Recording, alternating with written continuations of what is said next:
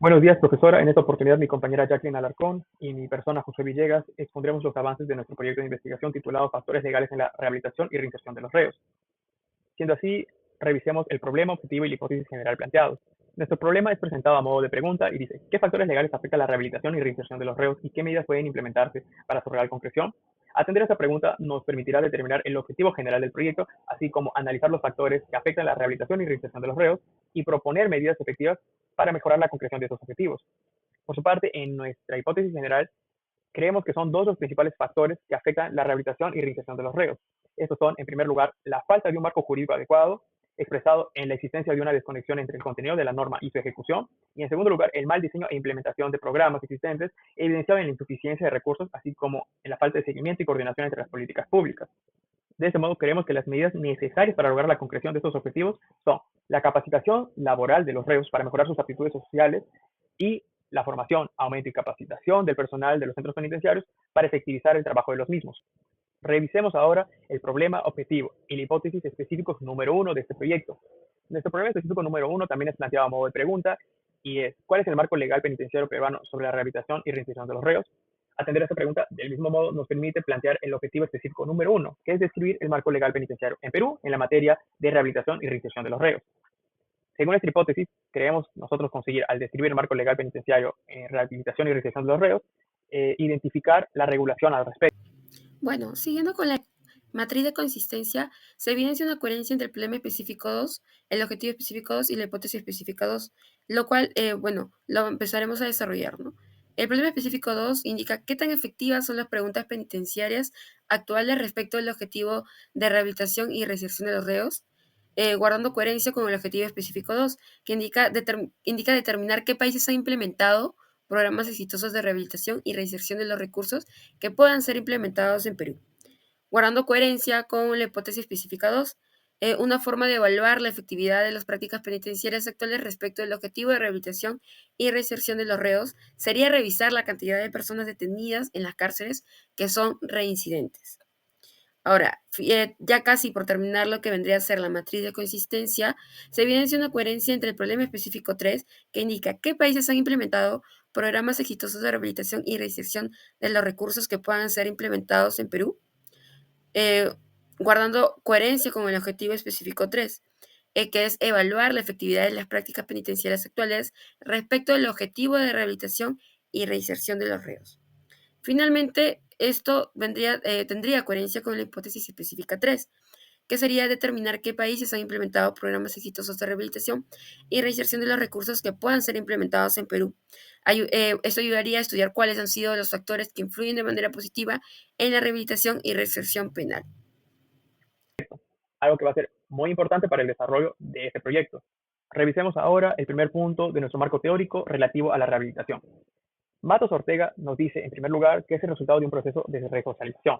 Urias no está muy lejos, pues él distingue entre lo que es el proceso y el resultado, diciendo que el resultado es la rehabilitación. Ambos coinciden en un punto: la rehabilitación es el resultado de un proceso. Otros autores convienen más bien que el trabajo penitenciario es la mejor herramienta para rehabilitar a los reclusos, mientras que otros dicen que es un elemento fundamental de los programas penitenciarios, hablando de la rehabilitación. Entonces podemos concluir que la rehabilitación es vista como uno de los principales propósitos del sistema penitenciario moderno y que esta es el resultado de un proceso. Como segundo Teórico, en el punto 6.2 de reinserción, podemos ver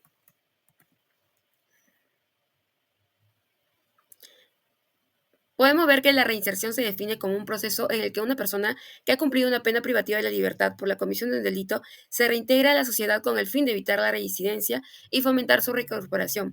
Esto implica brindarles el acceso a oportunidades sociales, educativas y laborales que le permitan llevar una vida digna.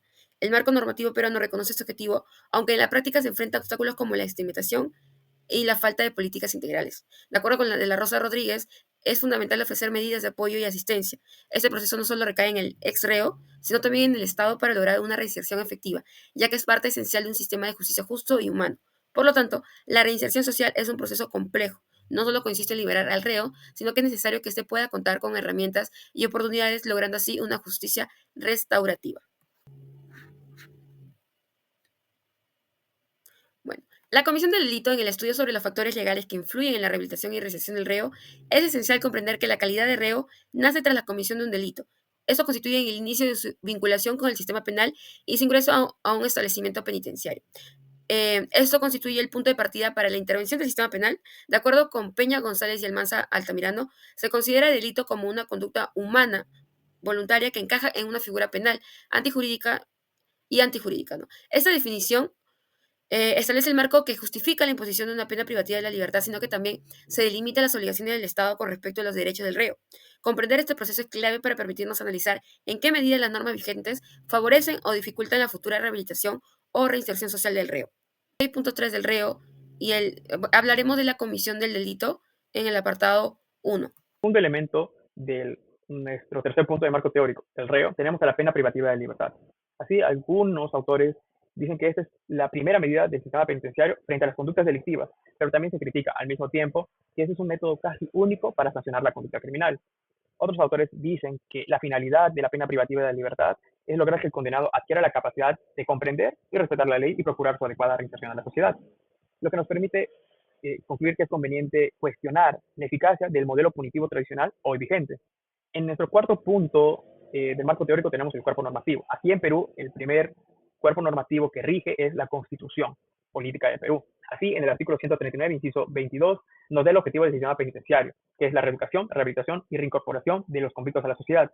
Aróstegui interpreta este artículo y concluye que el Estado busca modificar la conducta criminal en provecho de la sociedad, lo que nos permite concluir que la reeducación, rehabilitación y posterior reinserción de los reos son útiles para la sociedad. Siguiendo con el marco teórico, en la parte que vendría a ser 6.4 del cuerpo normativo, hablaremos del apartado 2 que vendría a ser el Código de Ejecución Penal.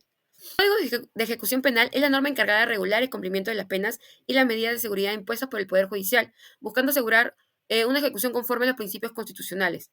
En su título preliminar se reconoce que el sistema penitenciario debe orientarse hacia la reinserción, rehabilitación y reincorporación del reo. Sin embargo, en la práctica ese objetivo se ve limitado por deficiencias estructurales. De acuerdo con Bermúdez Tapia, señala que ciertos factores como la sobrepoblación carcelaria, la carencia de recursos y la falta de programas efectivos impiden que esta normativa se cumpla. Esta brecha entre lo que dispone la norma y en lo que realmente se aplica nos muestra un valor legal que afecta a gran escala a la rehabilitación y reinserción social de los reos.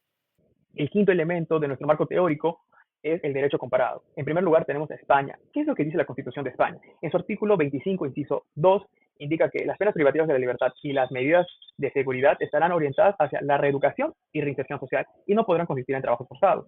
Sánchez interpreta este artículo y dice que la reeducación antecede a la reinserción del individuo a la sociedad.